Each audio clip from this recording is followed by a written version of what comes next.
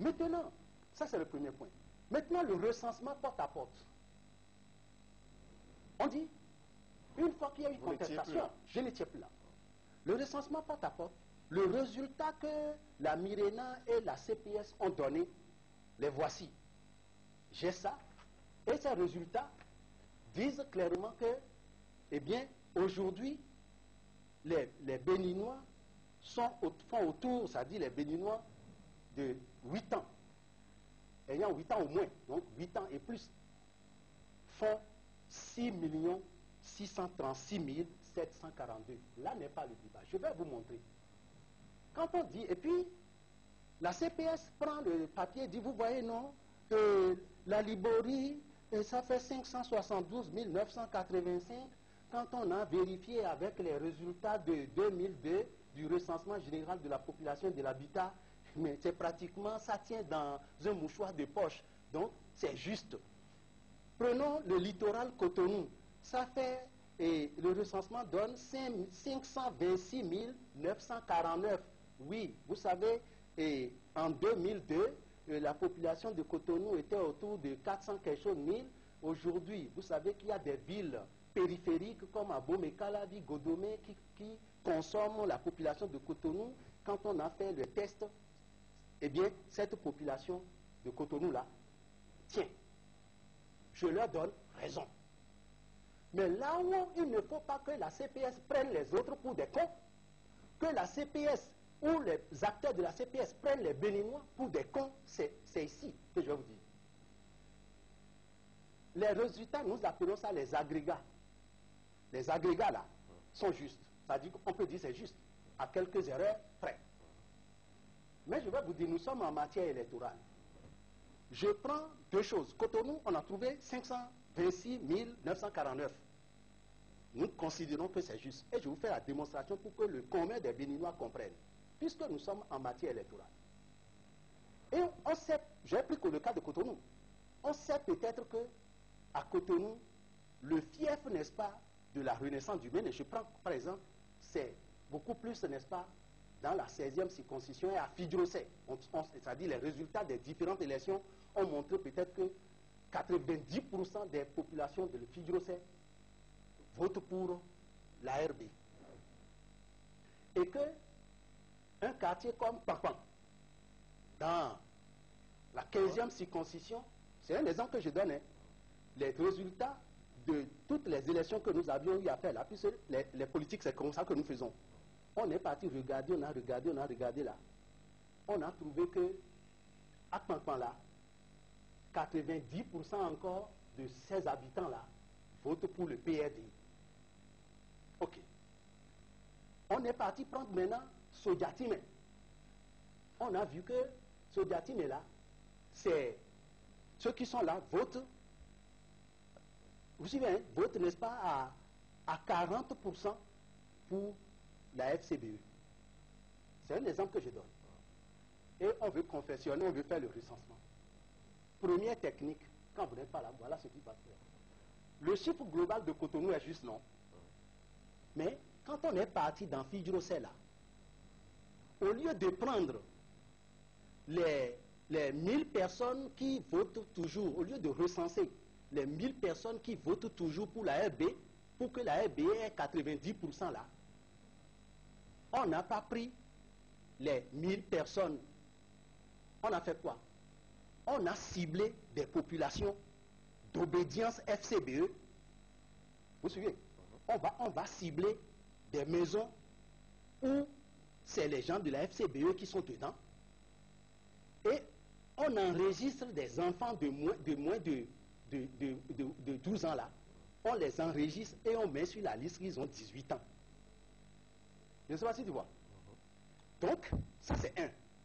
Et dans les maisons qu'on sait que c'est des RB là, on réduit, n'est-ce pas, le recensement. C'est-à-dire qu'on réduit, n'est-ce pas, les inscriptions. Donc, on a diminué dans l'autre maison où on sait que c'est d'obédience FCBE. On a augmenté en prenant des gens qui ont moins de 18 ans qu'on a dit, on les a montés pour dire qu'ils ont 18 ans. Et dans l'autre maison, on a réduit, on a diminué. Et on fait ainsi, ça veut dire finalement, on a trouvé les 1000 dans Fidrosset. Mais les 1000 là ne sont plus les 1000 de la RD. On a déjà inscrit, on a diminué peut-être de 400 et on a complété par des enfants de moins de 18 ans qu'on a portés à 18 ans parce qu'on sait qu'ils appartiennent, ils sont dans des familles qui sont d'obédience, n'est-ce pas, politique FCBE. Honorable Kenon, vous Est-ce que le compte n'est pas bon? Honorable, écoutez, vous permettez, ce sont là des irrégularités, des éléments qui ont été dénoncés déjà par ceux de votre camp depuis le démarrage de la cartographie censitaire. Et vous étiez aux affaires. Vous n'avez rien dit à ce moment-là. C'est aujourd'hui où vous n'êtes plus aux affaires que vous parlez. Non, Madame de Suevo, vous êtes en déphasage par rapport à ce que je suis en train d'expliquer. Je suis en train de vous expliquer, n'est-ce pas, le recensement, comment est-ce qu'il peut être pirate et qu'il peut être truqué. C'est ça? Oui, ça, on a compris. On a compris, ce qu'on voudrait savoir. Attentement également, on fait pareil. Donc ça veut dire finalement, au total, attentement, c'est le PRD. C'est peut-être 800 personnes. Au lieu de recenser effectivement les 800 personnes qui sont véritablement des personnes âgées de 18 ans, on a réduit, on a compensé, c'est-à-dire on a réduit et on a compensé par des gens de famille, d'obédience, d'une obédience politique, et on trouve les 800. Si on va au vote, ça veut dire qu'à Pampin, le PRD n'aura plus les 800.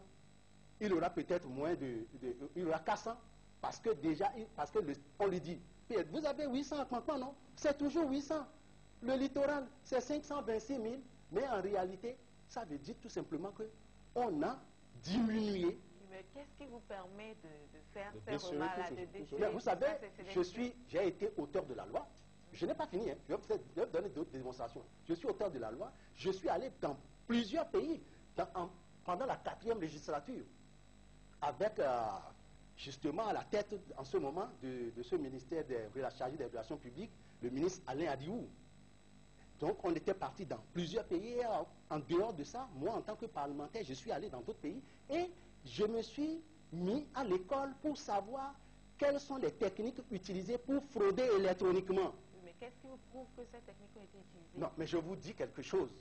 Je dis, tant que je ne suis pas là, mais puisque je vous ai démontré que j'étais là, et avec mon œil vigilant, sur 1500, 1600 à recruter, voilà ce qui a été fait. Mais les autres étaient là, ils n'ont même pas dénoncé, c'est moi qui ai fait le contrôle. Oui, je n'accuse personne. Mais je dis, deuxième chose, voilà comment on peut encore tricher. Vous voyez? Et c'est ça, c'est les experts qui m'ont dit. Les partenaires fournisseurs des kits. Parce que quand j'étais là, je suis entré en dessous, je leur ai demandé, mais comment on a fait? On a dit qu'on a triché au Sénégal, comment on a fait? On a triché ici. Ils m'ont dit, nous allons t'expliquer ça. Ils ont pris du temps pour me l'expliquer. Et ils ont dit au Togo, voilà comment ça s'est passé. On s'est dit que quand on veut faire le recensement ou l'enrôlement, lorsque on est dans le fief, on est dans le fief de l'opposition, qu'est-ce qu'on fait? Ils ont retardé le recensement, l'enrôlement, l'enregistrement. Ils ont retardé ça. Comment? En quoi faisant? Ils ont envoyé les kits qui ne sont pas performants, qui sont déjà défaillants. C'est ça qu'ils ont distribué dans la zone de l'opposition. Ça veut dire, ces kits-là vont tomber régulièrement en panne. Deuxièmement, les agents, on doit ouvrir de 7h à 17h, mais les agents-là ont été instruits pour venir en retard et fermer encore vite. Ça veut dire on a réduit le temps d'enrôlement. Troisièmement, les opérateurs qui doivent être sur la machine, on a mis des opérateurs de saisie qui ne sont pas très bien, très qualifiés, qui vont à pas de tortue. C'est ces opérateurs-là qu'on a mis donc dans les fiefs, n'est-ce pas, de l'opposition.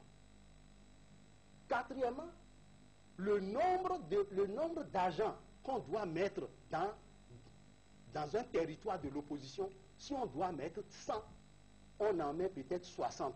Ça veut dire qu'on a organisé un recensement et passe. Et c'est ce qui s'est fait à Cotonou. Quand les gens me disent des choses comme ça, c'est ce qu'on a fait à Cotonou, c'est ce qu'on a fait à Porto-Novo, c'est ce qu'on... Mais je vous dis... Vous avez les preuves? Mais écoutez, vous avez les preuves? Mais vous dites que je suis président de la CPR, vous me demandez si j'ai les preuves. Oui, mais... Vous vous contredisez, monsieur. On aimerait bien avoir ces preuves. Je parle en connaissance de cause. Et je vous dis que c'est ça. Parce que j'étais à la touche. Et je regardais dans Cotonou, mais vous savez, moi-même que non m'épifale là, mes parents qui sont autour de ma maison n'ont pas été recensés. Ah papa, on peut partir d'ici et monter des maisons où les gens n'ont pas été recensés. Ça veut dire tout simplement que aujourd'hui, on a fait un recensement et le recensement n'est pas parfait. Et loin d'être parfait. Loin d'être parfait. Je parie qu'il y a des journalistes ici qui n'ont pas été recensés. Et quand on nous dit, mais vous voyez... Honorable, vous permettez, vous dites on a 6 millions, oui, vous dites que le recensement n'est pas parfait, mais déjà, moi je... Loin d'être parfait. Oui, déjà la cartographie censitaire n'était pas parfaite. Je l'ai dit, déjà. Ne revenez pas. Et vous étiez aux affaires en ce moment-là. Honorable, aujourd'hui vous avez voté une nouvelle loi et il y a des dispositions transitoires. Vous avez une LEPI informatisée, liste électorale informatisée vérifiée ou transitoire. Vous avez le choix. Est-ce que vous nous expliquez la différence entre ces listes et puis la LEPI? Qu'est-ce qui va changer si on va utiliser ces dispositions transitoires? Madame le journaliste, oui. Nous n'arrêtons pas la LEPI.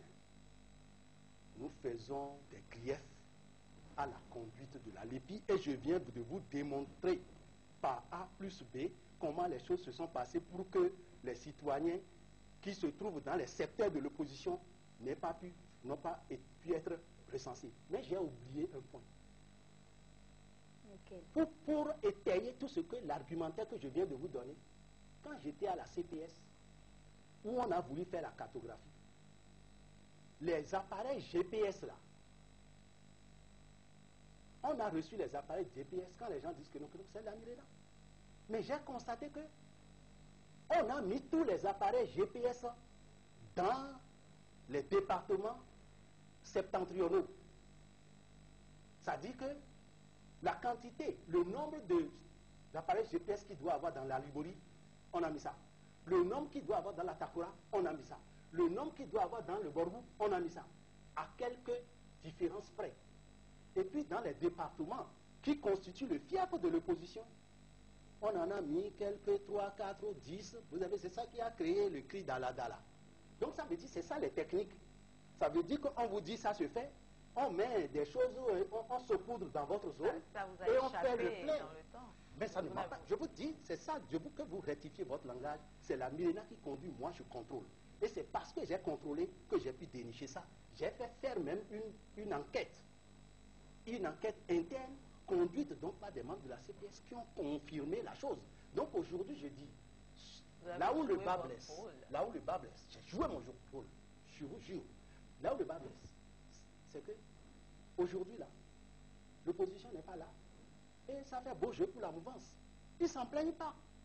Et ils viennent, ils disent, donc on continue. Quand ils ont fini maintenant là, ils viennent dire, bon, non, c'est bon, vous savez, les chiffres sont exacts. Ça, c'est des agrégats. C'est des agrégats. Les agrégats sont justes, mais c'est ce qui est à l'intérieur de l'agrégat là. C'est ça qui n'est pas juste. Et comment corriger tout ça? Non, je pense que pour corriger tout ça... C'est ça la liste électorale sécurisée. Je félicite, j'encourage d'abord les amis qui sont toujours à la CPS pour dire qu'on peut corriger. Ils portent également le souci de ce que tous ensemble, on se mette autour de la table pour corriger. Je voudrais également féliciter les partenaires du Bénin de ne pas être, et leur demander de ne pas se décourager, puisque la chose politique est toujours comme ça. C'est la période dans laquelle tout ça là se fait. C'est ça qui a créé, n'est-ce pas, cette distorsion, cet acharnement et cet intéressement. Donc, nous pensons qu'il faut calmer le jeu. Il faut laisser la LEPI à l'étape où elle est. Et puis, quand les différents acteurs vont finir, que ce soit le président Boni Yahi qui arrive, que ce soit un autre candidat qui arrive, les Béninois ont compris aujourd'hui qu'il faut se mettre à la tâche très tôt, dès le début, loin d'une échéance électorale, pour que, n'est-ce pas, la LEPI se fasse, n'est-ce pas, dans des conditions de tranquillité et de moins de tiraillement, et comme ça. Alors,